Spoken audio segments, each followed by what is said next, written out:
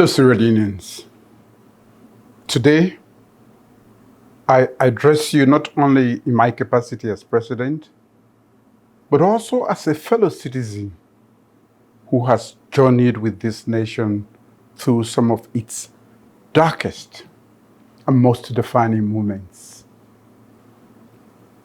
I want to speak to you today about the Constitution of Sierra Leone Amendment Bill, a historic piece of legislation that represents the culmination of decades of national dialogue and offers Parliament an opportunity to strengthen our democracy for generations to come.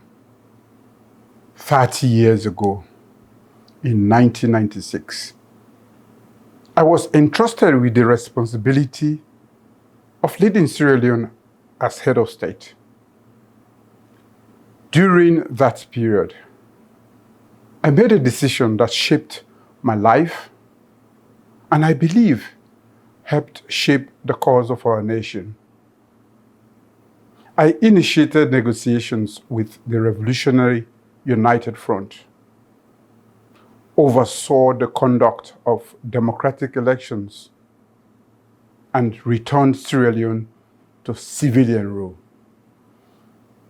Those steps contributed to the Lome Peace Agreement of 1999, which brought our brutal civil war to an end and gave our people the opportunity to rebuild on the foundations of peace, democracy, and national unity. The Lome Agreement called for the review of our Constitution. By ratifying that agreement into law through the Lome Peace Agreement Ratification Act 1999, we recognized that the 1991 Constitution, although historic and important, did not fully address the aspirations of a nation emerging from conflict and seeking greater inclusion, justice, stability, and accountability. The Truth and Reconciliation Commission, established to examine the cause of our civil war, reached a similar conclusion. For more than 2 decades, successive governments, commissions, civil society organizations, and ordinary citizens have sustained the call for constitutional reform. The constitutional review process began under the late President Ahmed Tijan Kaba of blessed memory, who established the Dr. Peter Tucker Constitutional Review Committee. The committee submitted its report to former President Ernest Bai Koroma, who concluded that a broader and more inclusive process was necessary. He therefore established the Justice Edmund Cowan Constitutional Review Committee. The Cowan Committee, an 80-member body, undertook the most extensive constitutional review in our nation's history. Between 2013 and 2017, it conducted more than 10,000 public consultations across the nation, engaged 133 stakeholder groups, received 150 position papers, broadcast over 20,000 hours of airtime, and distributed more than 70,000 consultation forms throughout every district in this country. That was a truly national process, not a partisan exercise. The committee submitted its report to former President Koroma in 2017. When my government assumed office in 2018, we did not abandon that work. nor did we seek to begin the process anew. We built upon the foundation already laid. As I have consistently stated, our determination has been to bring this long-standing national assignment to completion. And in my recent capacity as chairman of ECOWAS, I worked to uphold and defend the principle of democracy and good governance across the region. Over the past several years, we have continued to consult widely with stakeholders across the country. We have listened, considered, refined, and presented this bill as part of a constitutional reform process that has crossed administrations, political parties, and generations. Now, that responsibility rests with Parliament, the institution entrusted by the people to represent their will and protect the national interest. Fellow Sierra Leoneans, the bill before Parliament is the product of years of consultation and engagement. It reflects the contribution of citizens from every district, community, and sector of our society. It also contains key reforms that have received agreement and support under previous governments. Among the provisions, it introduces proportional representation to broaden participation and give women and young people, professionals, and minority groups a fairer opportunity to be represented in the corridors of power. It enshrines a minimum 30% quota for women in political nominations, transforming inclusion from a statement of aspiration into an enforceable constitutional commitment. It also strengthens the independence and accountability of our electoral institutions, helping to ensure that the rules governing our democracy are fair, transparent, credible, and trusted by all. I commend citizens and stakeholders who have continued to attend parliamentary debates, followed the proceedings, and contributed to this national conversation. Your patience, vigilance, and commitment demonstrates that constitutional reform belongs to the people. I also recognize and commend honorable members of Parliament who have remained in the chamber through long hours of debate and deliberations. Your duty is demanding, but the significance of this moment requires perseverance, genuineness, seriousness, and a willingness to place national interest above personal or partisan considerations. Honorable members of Parliament, I appeal to your sense of duty. The decision before you will not end with the vote. It will be remembered by generations yet unborn.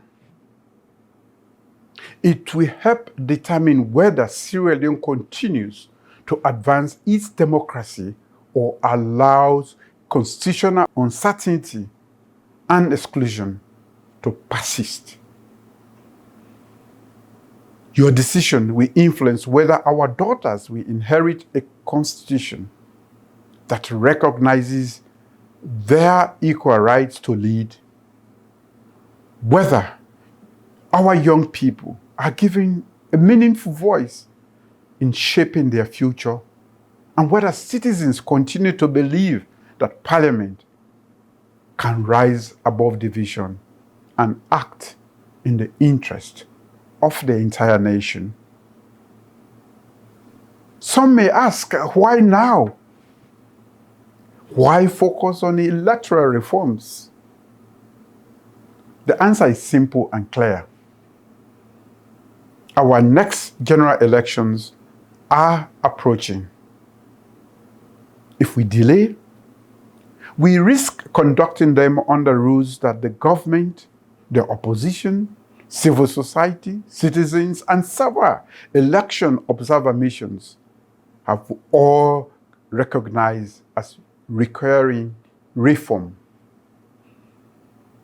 Constitutional and electoral changes must be made before elections, not when it is very close for voters to cast their vote.